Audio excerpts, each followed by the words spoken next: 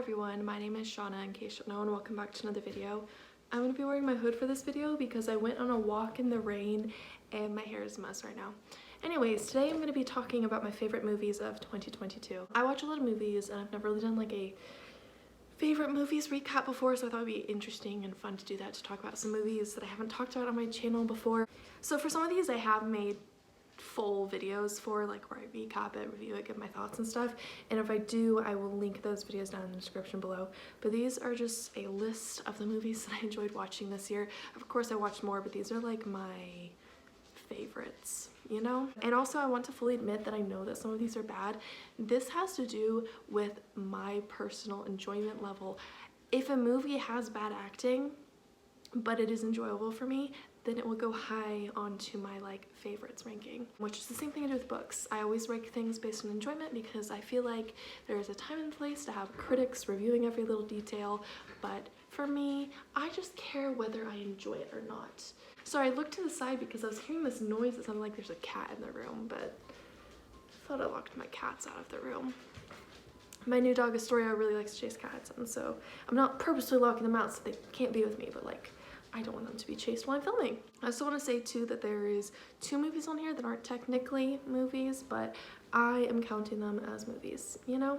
Let's start off with one of the ones that isn't technically a movie. That is the Harry Potter 20th Anniversary Return to Hogwarts special. This originally aired on HBO Max, and I believe it has aired on some different cable channels depending on where you are in the world since then, and I thought that this was really beautifully done. I do have to say there is videos of the turf in it, so just like keep that in mind, but I just like cringed during those parts and then I could enjoy the rest of it. It really hit hard in some parts because they go over like some of the cast who has died, but of course if they had done this later this year then there would have been more cast to add to that. Unfortunately, just some of the older cast is getting old and having health issues, so I thought that the Return to Hogwarts special was beautifully done, and I thought it really like just captured everything that we love about the Harry Potter series and the cast really well. This next one is one that I feel is personally really underrated, and I did watch it for one actor. I mean, I watched most of my movies based on the cast as in the movies, but I was gonna meet Felicia Day earlier this year, which I did do that. And so I went through and I watched a bunch of her movies, and this movie that I'm about to talk about, she was in it very briefly, but it ended up being a phenomenal movie. This movie is called We Love You, Sally Carmichael, and it's basically about this guy who calls himself Sally Carmichael as a pen name and writes these like cheesy, smarmy, like I think it's mermaid romance novels, and he personally really hates it, but it's getting him money, and he signed on to this like book contract. So because he signed on to this book contract, he has to keep writing them for like a certain amount of time before he can venture into something new. And he eventually slowly starts to fall in love with this owner of a bookstore, and it is a fun, cute little romance. And I felt like the whole like him being ashamed of like his writing was like really interesting and well done, because I feel like there is a lot of popular novels and I feel like authors might be like, that's not my greatest work, but it happens to be my most popular one, you know?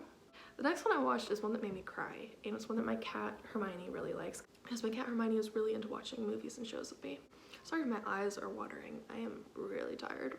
So this one is Call of the Wild. This is the one that has Harrison Ford in it. I watched it when it was on HBO Max, but I think it's now on Disney Plus. And Call of the Wild turned out to be so much better than I thought it would. I saw the dog in the trailers and I was like, that very much looks like an animated dog. Like, I'm so worried that this is gonna be terrible. And I remember not really liking the book when I read it back in middle school. However, this movie was so well done. It was so interesting. There were so many cute parts to it, and there was also so many emotional parts. I was crying, but I was so happy, and it's just such a good movie. Call of the Wild obviously centers around this dog who ends up being taken, I think it's Alaska, where they are mining for gold. So he gets taken by a gold miner, he switches owners quite a bit, and eventually he finds an owner that he falls in love with and that he absolutely adores and cares for. So I thought that the movie was really well done and such a good movie.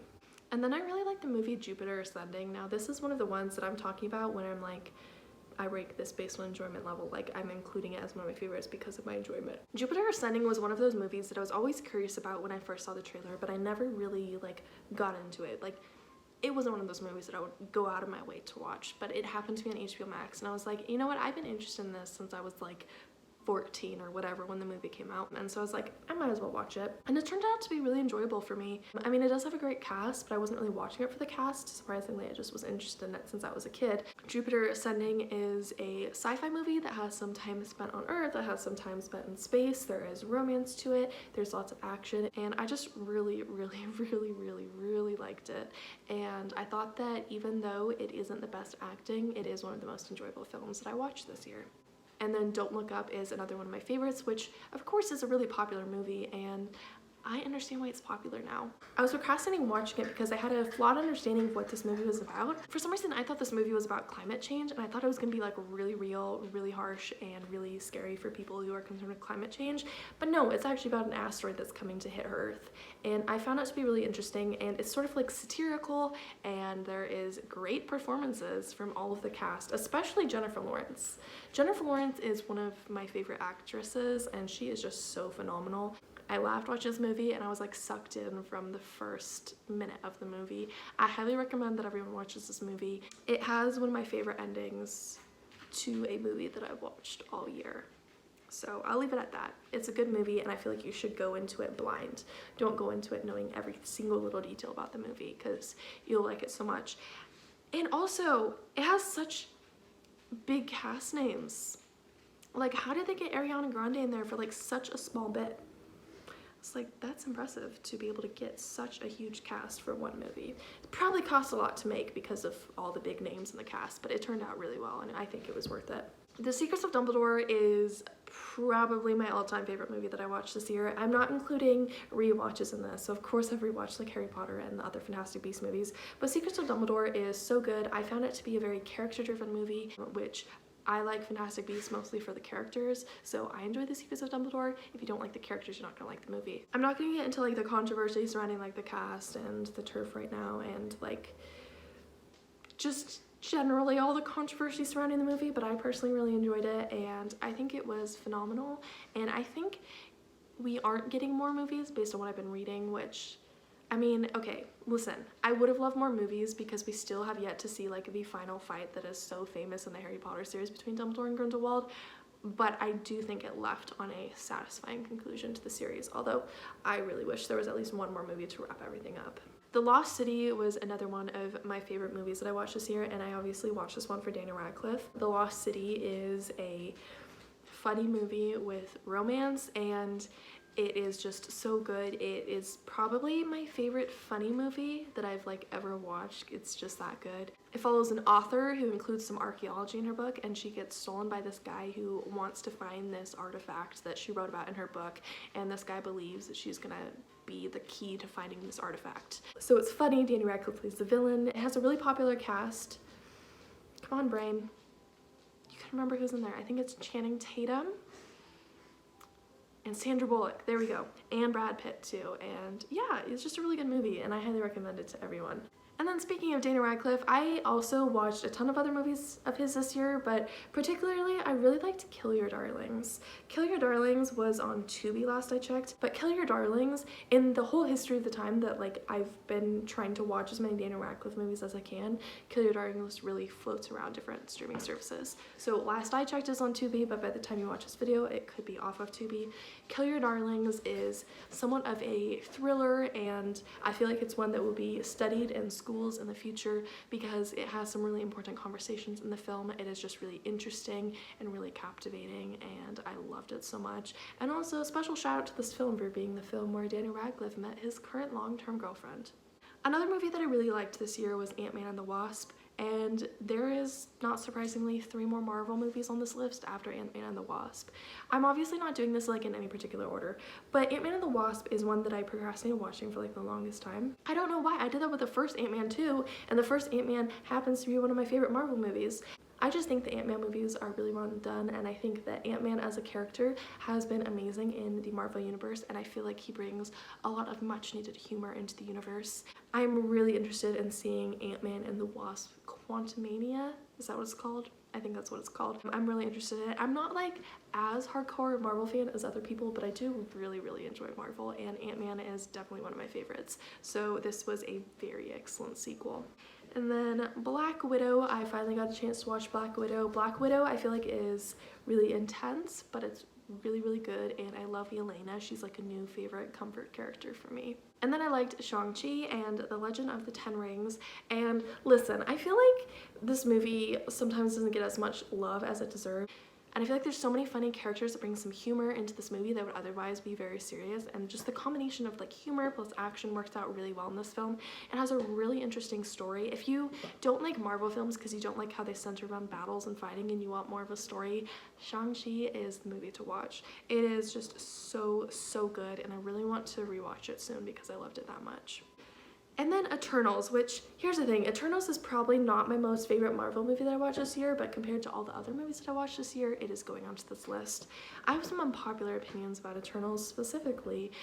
Most of my favorite Eternals, like, if I have to rank them, are not the most popular Eternals. Specifically, I love Sprite. I don't care what anyone says, I love Sprite. I felt like Eternals was interesting how it spread a span over so many years, and I thought it was just really well done. I think there is a ton of characters, so it can be overwhelming for some people, but I personally really enjoyed it.